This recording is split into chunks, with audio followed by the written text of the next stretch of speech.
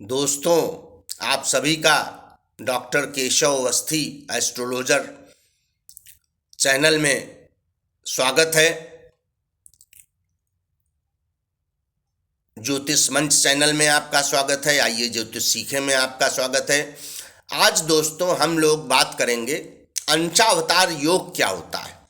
अंशावतार योग को समझा जाएगा और इसके क्या हानि नुकसान फायदे क्या होते हैं, या अंशावतार योग बड़ा होता है क्या होता है, ये भी समझा जाएगा।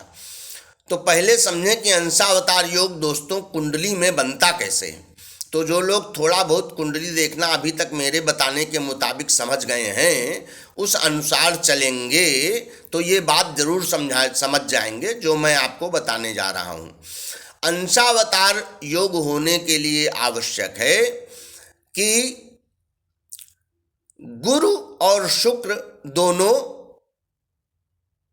केंद्र में आए और शनि भी केंद्र में आए, परंतु उच्च राशि के होकर केंद्र में आए। तो केंद्र दोस्तों आप लोग जानते होंगे, मैंने बताया है अपने पिछले वीडियो में कि केंद्र जो कुंडली होती है उसका प्रथम भाव कहलाता है, चौथा भाव कहलाता है, सातवां भाव कहलाता है और दशम भाव कहलाता है। यानी केंद्र के कौन कौन से भाव हैं? फर्स्ट जो लग्न कहलाता है, फोर्थ, सेवेंथ एंड टेंथ। तो अंशावतार योग बनने के लिए यह आवश्यक होता है कि आपके शुक्र और गुरु इन्हीं 1, 4, 7 या 10वें वाले खाने में हो, भाव में हो या घर में हो या हाउस में हो। पहले में हो, साथ आने का दोस्तों मैं बात नहीं कर रहा हूं। साथ आए या अलग अलग आए इसकी कोई नियम नहीं, नियमावली नहीं बनाई गई है। साथ आए या अलग अलग आए, गुरु शुक्र शनि, परंतु आए पहले खाने में अथवा चौथे खाने में अथवा सातवें खाने में अथवा 10वें खाने में, जिसको केंद्र कहा जाता है। शुक्र शनि, गुरु और शुक्र यदि इन खानों में स्थित हो जाए और शनि दोस्तों भी इन्हीं खानों में स्थित हो जाए, लेकिन उसमें नियम है शनि उच्च के होने चाहिए। शनि उच्च के होने चाहिए, ये नियम है। तो दोस्तों सभी ग्रहों की अभी मैंने आपको उच्च नीच राशियां नहीं बताई हैं, परंतु मैं यहां बताता चलूं। शनि उच्च राशि के तुला राशि में होते हैं और तुला राशि दोस्तों आप जानते होंगे, मैंने बताया हुआ है कि 7वें नंबर पर आती है। मतलब 7 नंबर तुला राशि का होता है और यहां पर शनि उच्च के होते हैं। तो अंशावतार योग के नियम बनने के ये हैं कि गुरु और शुक्र केंद्र में आए और शनि भी केंद्र में आए। केंद्र में आने का मतलब है पहले में आए या चौथे स्थान पे या 7वें स्थान पे या 10वें स्थान पर आए। और लेकिन शनि 7 नंबर में भी आए, मतलब शनि के साथ जो नंबर लिखा जाता है राशि वाला कुंडली में, उत्तर भारतीय कुंडली प्रारूप में, उसमें शनि का जिस नंबर हो वो 7 नंबर हो। भाव की गणना तो छुपी रहती है, जो पहला, चौथा, 7वां और 10वां मैं बता रहा हूं, लेकिन नंबर्स जो लिखे होते हैं वो राशियों के होते हैं, इसलिए 7 नंबर राशि में शनि को आना चाहिए। यह नियम है। गुरु और शुक्र पहले, चौथे, 7वें, 10वें में से किसी में से आ जाए और शनि 7 नंबर में आकर के पहले, चौथे, 7वें अथवा 10वें भावों में से किसी में आ जाए और लग्न की राशि जो हो वो भी चर राशि हो। दोस्तों राशियों के स्वभाव होते हैं कि कौन सी राशि चर राशि की है, कौन सी राशि अचर राशि की है, कौन सी राशि दुस्वभाव राशि की है।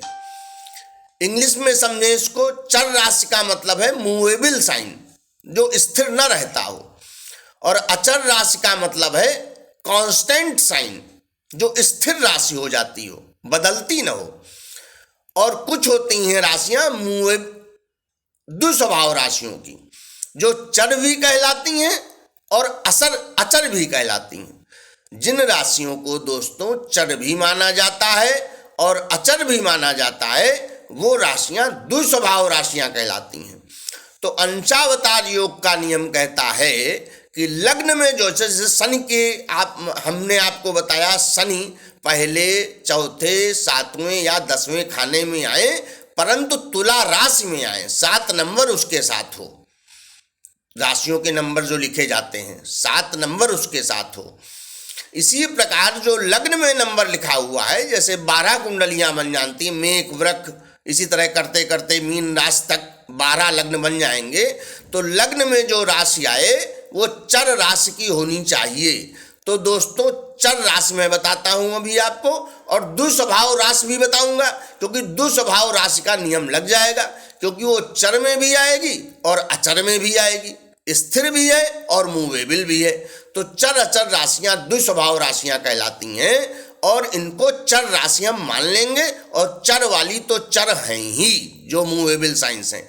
तो दोस्तों इसमें इस प्रकार से होता है, जैसे पहले नंबर से राशि शुरू करें सीखना, तो नंबर 1 पे मेष राशि आएगी, और ये राशि चर होती है। नंबर 2 पे वृष राशि आती है, ये अचर होती है। नंबर 3 पे मिथुन राशि आती है, ये दुस्वभाव राशि होती है। नंबर 4 पर दोस्तों कर्क राशि आती है, और ये चर राशि होती है। नंबर 5 पर सिंह राशि आती है, और ये अचर राशि होती है। नंबर 6 पर कन्या राशि आती है, और ये दुस्वभाव राशि होती है। नंबर 7 पर तुला राशि आती है, और ये चर राशि होती है। नंबर 8 पर वृश्चिक राशि आती है, और ये अचर राशि होती है। नंबर 9 पर धनु राशि आती है, और ये दुस्वभाव राशि की होती है। नंबर 10 पर मकर राशि आती है, और ये चर राशि होती है। नंबर 11 पर कुंभ राशि आती है, और ये अचर राशि होती है। नंबर 12 पर मीन राशि आती है, और ये दुस्वभाव राशि होती है। तो इस प्रकार से इन राशियों में से दोस्तों चरवारी राशियां और दुस्वभाव राशियां समझ लेंगे कौन सी हैं। तो लग्न में यदि चर राशि या दुस्वभाव जो चर भी है और अचर भी है वो स्थित हो, शनि केंद्र में आए हो, यानी पहले, चौथे, 7वें या 10वें भाव में, लेकिन तुला राशि में हो करके, मतलब 7 नंबर। लग्न का नंबर कौन सा हो दोस्तों, इस नियम को और संक्षिप्त और याद करने की कोशिश करें तो कैसे याद करेंगे। लग्न में नंबर पहला आए या तीसरा आए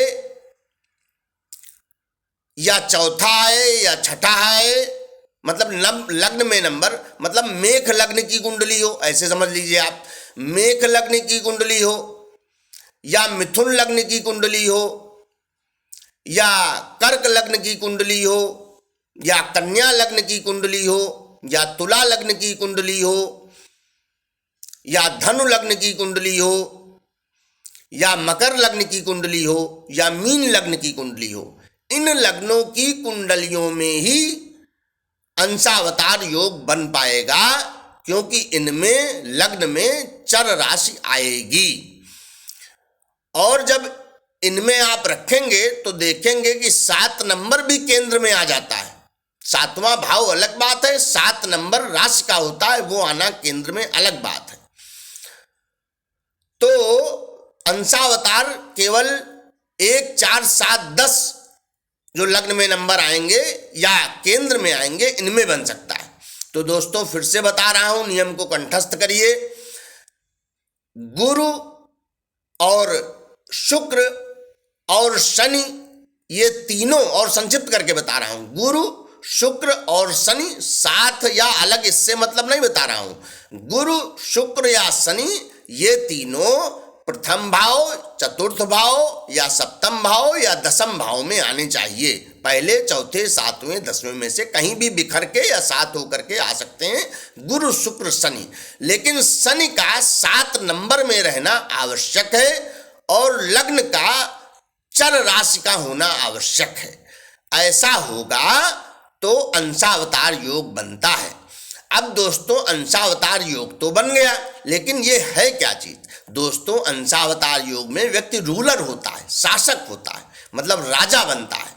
अंशावतार योग में व्यक्ति राजा होता है, रूलर, निश्चित रूप से। अगर ये योग बन गया फिर कुंडली में कुछ भी हो, कुछ भी न हो, कुछ हो न हो, व्यक्ति राजा बनेगा ही बनेगा। तो इस योग को याद करिए और इस योग में व्यक्ति राजा बनता है। इसके अलावा इस योग की कुछ प्रमुख विशेषताएं हैं कि ऐसा जातक फॉन्ड ऑफ सेक्स होता है, सेक्स करने का बहुत शौकीन होता है, और ऐसा जातक बहुत ही सी स्त्रियों के साथ घूमना फिरना प्रेम करना पसंद करता है।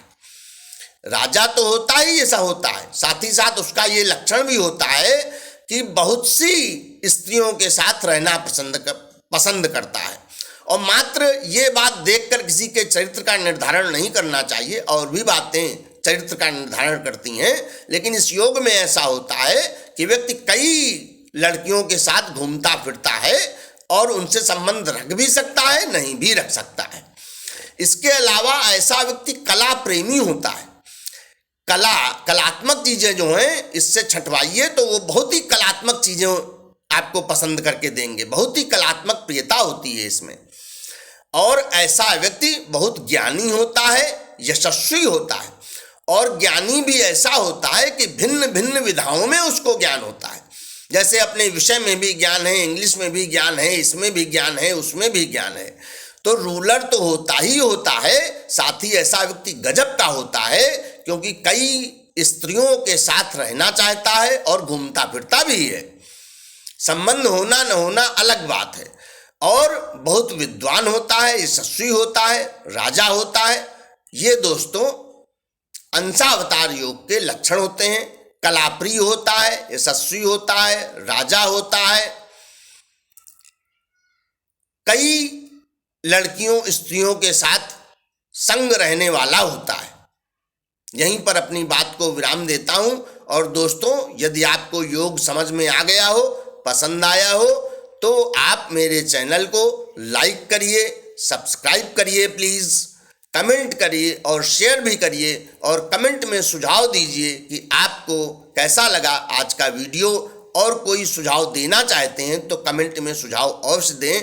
और मैंने बहुत विस्तृत रूप से आपको अंशावतार योग का वर्णन किया है। ये बता दूं शनि उच्च के तुला राशि में होते हैं, तो यहाँ पर आपका अंशावतार योग पूर्ण होता है। अंशावतार योग याद कर लीजिए, क्योंकि ये राजा बना ही देता है, रूलर बना ही देता है। रूलर राजा तो रोजा होता है, जैसे प्रधानमंत्री राष्ट्रपति ये लोग होते हैं, तो ऐसा नहीं कि इनमें पाया जाए, क्योंकि वो तो राजा निर्धारित है, जनता के द्वारा चुन के आया कि नहीं है, वो राजा बनेगा ही बनेगा, चुना जाए या न चुना जाए दोस्तों। तो ये अंशावतार योग बड़ा गजब का राजयोग होता है दोस्तों। इसी के साथ मैं अपनी बात समाप्त करता हूँ। धन्यवाद।